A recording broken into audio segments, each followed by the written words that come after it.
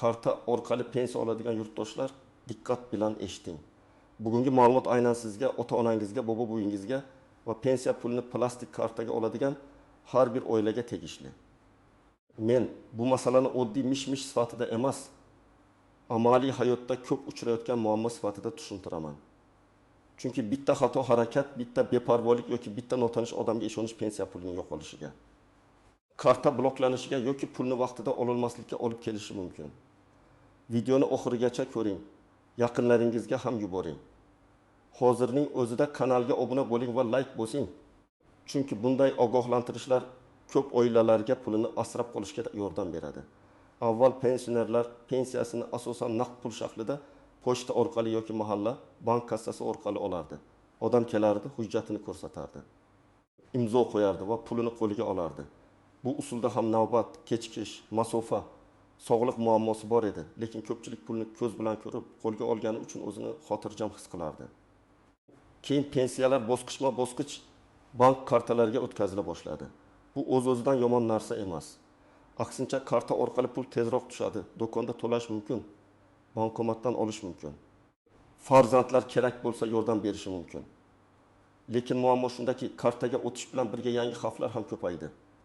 Firibgar qo'ng'iroqlar, PIN kodni so'rash, SMS kodni olib qo'yish, muddati tugagan karta.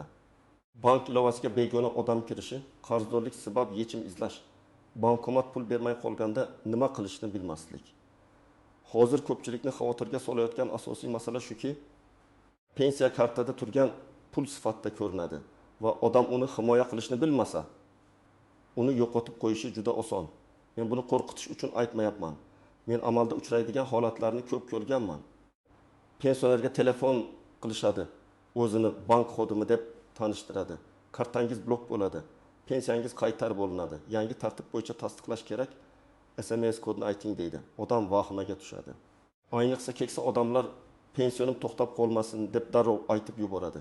Natijada hisobdagi 1 million, 2 million, ba'zan undan ham ko'p pul bir necha daqiqada boshqa kartaga o'tib ketadi. Endi asosiy savol: kimlar xavotir olishi kerak? Birinchi navbatda pensiya kartasini o'zi ishlatmaydiganlar xavotir olishi kerak. Masalan, ota kartani o'g'liga bergan, ona kartani keliniga bergan, bu kartani qo'shnisiga berib bankomatdan olib kel deydi.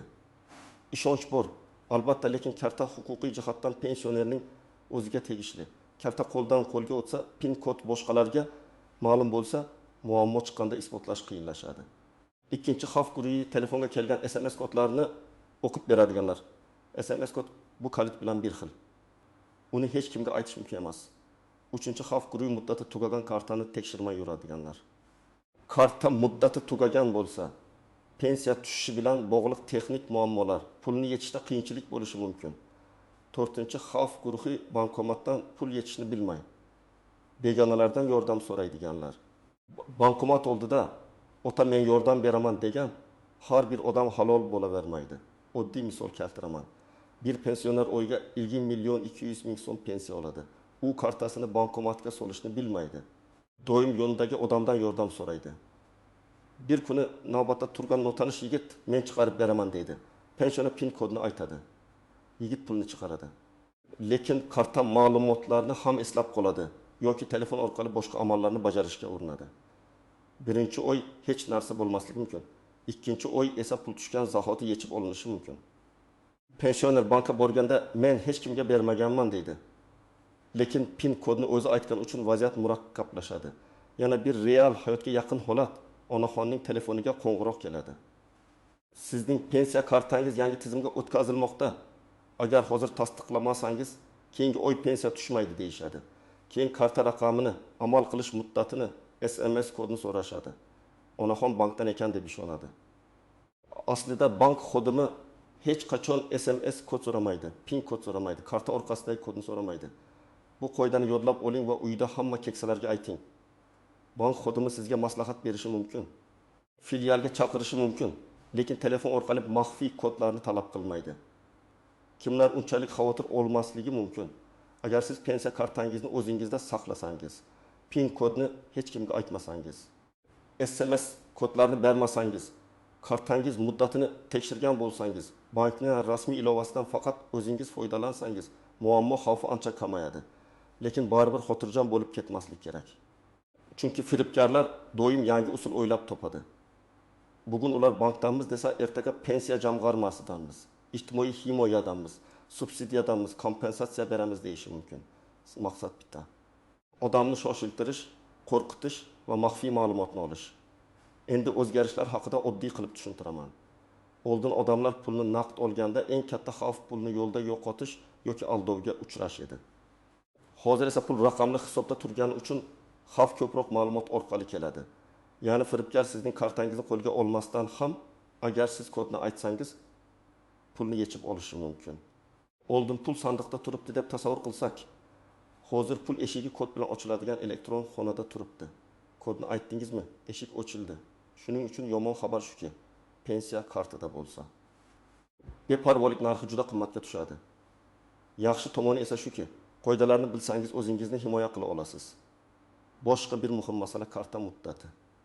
Ko'pchilik karta oldi tomonida yozilgan oy va yilga e'tibor bermaydi. Masalan, kartada 0.25 yozilgan bo'lsa, bu karta 2025 yil iyun oygacha amal qiladi. Muddat tugashiga yaqin bankka borib kartani yangilash kerak. Agar pensioner kasal bo'lsa, yurish qiyin bo'lsa, farzandlari yoki ishonchli vakil orqali qanday tartibda rasmiy yordam olish mumkinligini bankdan so'rash kerak. Bu yerda eng to'g'ri yo'l bank filialiga borish yoki bankning rasmiy telefon raqamiga qo'ng'iroq qilish. Telegramdagi noma'lum guruhlar, ko'chadagi hal qilib beraman degan odamlar, telefon qilgan notanish shaxslar bilan bunda ish qilinmaydi.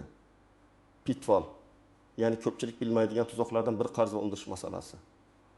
Ba'zi pensionerlar yoki ularning nomiga olingan kreditlar bo'lishi mumkin. Agar karta bank hisobiga bog'langan bo'lsa, ayrim holatlarda qarzdorlik, sud hujjatlari yoki ijro jarayonlari sabab pul yechilishi mumkin. Men bu yerda hammani qo'rqitmoqchi emasman, lekin odam o'z nomida qanday majburiyat borligini bilishi shart. Masalan, pensioner o'g'liga kafil bo'lgan, o'g'li kreditni to'lamagan, keyin ijro jarayoni boshlanadi. Pensioner, men pensiyamni kutgandim, nega pul kamaydi deb hayron bo'ladi. Shuning uchun agar kartaga tushgan summa odatdagidan kam bo'lsa, darhol bankdan ko'chirma oling. Pensiya jamg'armasi bo'limiga yoki tegishli tashkilotga murojaat qiling. Agar ijro bo'lsa, majburiy ijro byurosidan ma'lumot so'rang. Har bir yechilgan pulning izi bo'ladi. Yana bir nozik masala. Pensiya kartasi bilan onlayn xaridlar. Farzandlar, "Ona, kartangizni telefonimga ulab qo'yay. Kerak bo'lsa o'zim to'lab turaman" deydi. Ba'zan bu yordam, ba'zan esa muammo. Chunki karta turli ilovalarga ulangan bo'lsa, avtomatik to'lovlar, obunalar, internet do'konlar, taksi, o'yin, boshqa xizmatlar orqali pul yechilishi mumkin. Pensioner bilmaydi. Pensiyam kam tushdi deb o'ylaydi. Aslida pul tushgan. Lekin oldin ulangan xizmatlar yechib ketgan bo'ladi. Shuning uchun pensiya kartasini imkon qadar faqat pensiya uchun ishlatish, uni har xil ilovalarga ulab tashlamaslik ma'qul. Endi istisnolar haqida gaplashamiz. Ba'zi odamlar pensiyani karta orqali emas, naqd olishni xohlaydi. Ayrim hollarda, ayniqsa yoshi katta, nogironligi bor, harakatlanish qiyin bo'lgan fuqarolar uchun maxsus tartiblar bo'lishi mumkin. Lekin bu masala hudud bank va rasmiy tartibga bog'liq. Men sizga aniq bir gapni aytaman.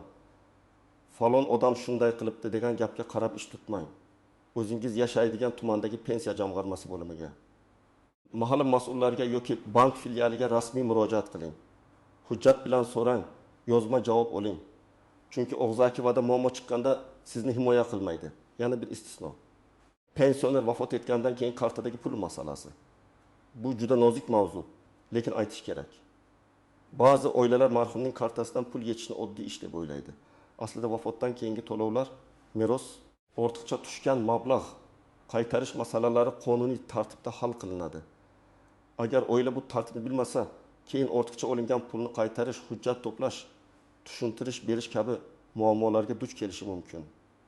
Shuning uchun yaqin inson vafot etsa, darhol tegishli tashkilotlarga xabar berish, bank va pensiya bo'limidan rasmiy yo'l yo'riq olish kerak. Endi amaliy qadamlarni birma-bir aytaman. Birinchi qadam, kartangizni tekshiring. Karta kimning nomida? Amal qilish muddati qachongacha? Karta ishlayaptimi? SMS xabarnoma ulanganmi?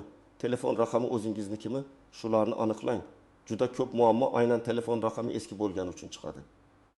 Masalan, karta ochilganda eski raqam ulangan, keyin raqam boshqa odamga o'tib ketgan yoki ishlatilmay qolgan. Natijada SMS kodlar pensionerning o'ziga emas, boshqa raqamga borishi mumkin. Bu xavfli. Bankka borib, faqat o'zingiz ishlatadigan raqamni ulang. Ikkinchi qadam, PIN kodni almashtiring va uni hech kimga aytmang. PIN kod tug'ilgan yil 1001, 1001, 1002, 34 telefon raqamingizning oxiri bo'lmasin. Juda oson kod qo'ymang. Agar kodni farzandingiz, qo'shningiz, tanishingiz bilsa, bankomat orqali almashtiring yoki bankdan yordam so'rang. Lekin almashtirish jarayonida ham kodni begona odamga aytmang. Bank xodimi ekranga qarab turmasligi kerak. Siz kodni o'zingiz kiritasiz. Uchinchi qadam, SMS kodni hech kimga bermaslik qoidasini oilaviy qonun qiling. Uyda hamma keksalarga bitta gapni takrorlang. Kim qo'ng'iroq qilsa ham o'zini bank, prokuratura, pensiya, mahalla, operator xavfsizlik xizmati deb tanishtirsa ham SMS kod aytilmaydi. Agar haqiqatdan muammo bo'lsa, men bankka o'zim boraman deb telefonni qo'ying. Bu eng kuchli himoya. 4-qadam, bankdan ko'chirma oling. Agar pensiya kamaygan, kechikkan yoki tushgandan keyin yo'qolgan bo'lsa, taxmin qilmang. Bankka boring va oxirgi 1 yoki 3 oy uchun karta harakatlari bo'yicha ko'chirma so'rang. Ko'chirmada qachon, qayerga, qancha pul yechilgani ko'rinadi. Agar bankomatdan yechilgan bo'lsa, bankomat manzili chiqadi. Agar onlayn to'lov bo'lsa, xizmat nomi ko'rinishi mumkin. Shundan keyin muammo bankdami, firibgarlikdami, qarzdorlikdami yoki oilaviy foydalanishdami aniqlash osonlashadi. 5-qadam, shubhali holatda kartani darhol bloklang. Telefoningizga pul yechildi degan SMS keldi, lekin siz yechmagan bo'lsangiz, kutib o'tirmang. Bankning rasmiy raqamiga qo'ng'iroq qiling yoki ilova orqali kartani bloklang. Agar ilovani bilmasangiz, eng yaqin filialga boring. Pul ketgandan keyin ertaga boraman deyish xavfli. Chunki firibgar qolgan pulni ham yechib olishi mumkin. 6-qadam, ariza yozishni biling. Bankka borganingizda og'zaki aytib qaytmang. Mening kartamdan ruxsatimsiz pul yechilgan. Karta operatsiyalarini tekshirib berishingizni. Zarur bo'lsa, kartani bloklab qayta chiqarishingizni so'rayman. Mazmunida yozma ariza bering. Arizaning kirim raqamini oling yoki nusxasiga qabul qilingan belgini qo'ydiring. Agar firibgarlik alomati bo'lsa, ichki ishlar organlariga ham ariza bering. Arizada sana vaqt, telefon raqami, qo'ng'iroq qilgan raqam, aytilgan gaplar, yechilgan summa, karta banki kabi ma'lumotlarni yozing. 7-qadam, hujjatlarni tayyor tuting. Pensionerning pasporti yoki ID kartasi, pensiya guvohnomasi bo'lsa, bank kartasi, telefon raqami, bankdan olingan ko'chirma, SMS xabarlar skrinshoti, qo'ng'iroq qilgan raqamlar ro'yxati kerak bo'lishi mumkin. Agar pensioner o'zi bora olmasa, vakillik masalasi rasmiy tartibda hal qilinadi. Men o'g'liman, menga aytib bering deyish har doim ham yetarli bo'lmaydi. Chunki bank sirini hamma qarindoshga ochib bera olmaydi. Shuning uchun ishonchnoma kerak bo'lishi mumkin. 8-qadam, pensiya tushadigan kartani alohida saqlang. Men pensionerlarga ko'pincha shuni tavsiya qilaman. Pensiya kartangizni kundalik mayda to'lovlar, internet xaridlar, begona ilovalar uchun ishlatmang. Agar do'konda to'lamoqchi bo'lsangiz, o'zingiz to'lang. Agar naqd kerak bo'lsa, ishonchli bankomat yoki bank kassasidan oling. Karta raqamini har joyga tashlamang. Suratga olib Telegramda yubormang. Karta orqa tomonidagi kodni hech kimga ko'rsatmang. 9-qadam, yaqinlaringizni ogohlantiring. Bu video faqat pensionerlar uchun emas, ularning farzandlari uchun ham muhim. Agar sizning ota-onangiz karta bilan pensiya olsa, oyda bir marta ularning kartasi ishlayaptimi? Muddati tugamaganmi? Telefon raqami to'g'rimi? Shubhali SMS kelmayaptimi? Tekshirib qo'ying. Lekin yordam beraman deb kartani o'zingizga olib qo'ymang. Hamma ishni ochiq qiling. Keks odam pulining qayerga ketayotganini bilish kerak. Bu hurmat masalasi ham, xavfsizlik masalasi ham. 10-qadam. Rasmiy manbadan tekshiring. Agar pensionerlarning kartalari yopilar ekan, pensiya faqat falon bankka o'tar ekan, bugun tasdiqlamasa pul kuyar ekan degan xabar kelsa, darrov ishonmang. Bunday xabarlar ko'pincha vahima tarqatish yoki firibgarlik uchun ishlatiladi. Rasmiy tashkilotlarning e'lonlarini, bank filialini, pensiya jamg'armasi bo'limini, mahalla mas'ullarini tekshiring. Eng muhimi, shoshilmang. Firibgar odamni aynan shoshiltiradi. Hozir ayting, 5 daqiqa qoldi, aks holda blok bo'ladi deydi. Rasmiy ish bunday vahima bilan qilinmaydi. Alohida aytmoqchimanki, bankomat pul bermang. Lekin hisobdan yechilgan holatlar ham uchraydi. Bunday vaziyatda bankomat yo'ldan ketib qolishdan oldin Chek chiqsa, chekni oling, vaqtini yozib qo'ying, bankomat manzilini eslab qoling. Darhol bankka murojaat qiling. Ko'pincha inkassatsiya va tekshiruvdan keyin ortiqcha yechilgan summa qaytarilishi mumkin. Lekin buning uchun o'z vaqtida ariza kerak.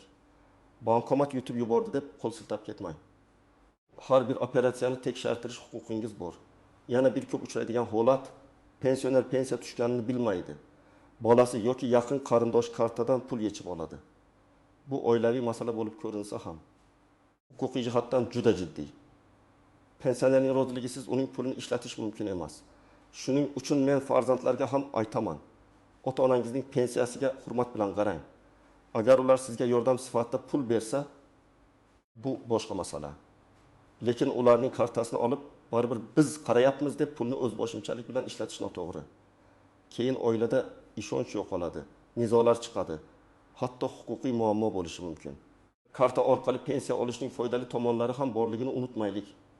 Pul tez tushadi, saqlash qulay.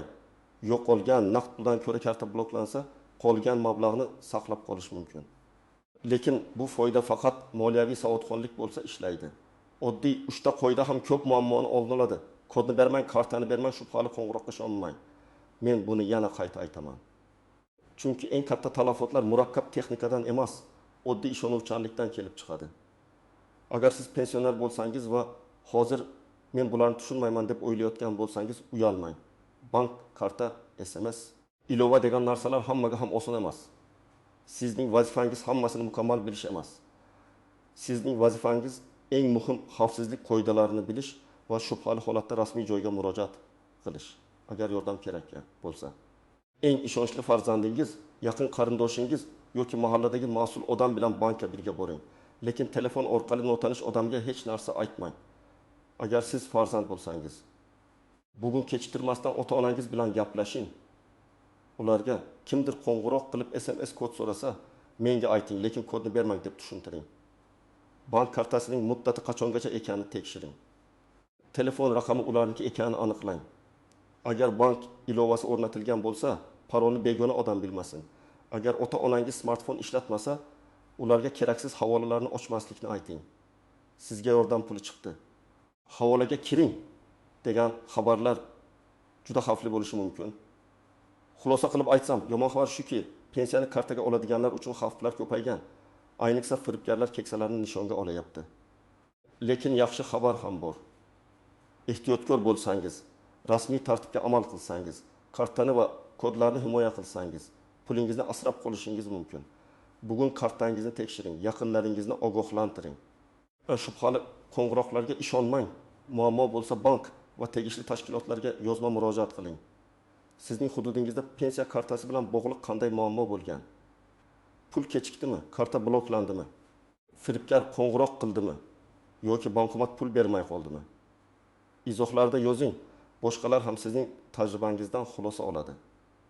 Videoni yaqinlaringizga yuboring, ayniqsa pensiyada ota-onasi borlarga albatta ulashing. Kanalga obuna bo'ling, like bosing, chunki men sizlarga oddiy tilda hayotda kerak bo'ladigan muhim ma'lumot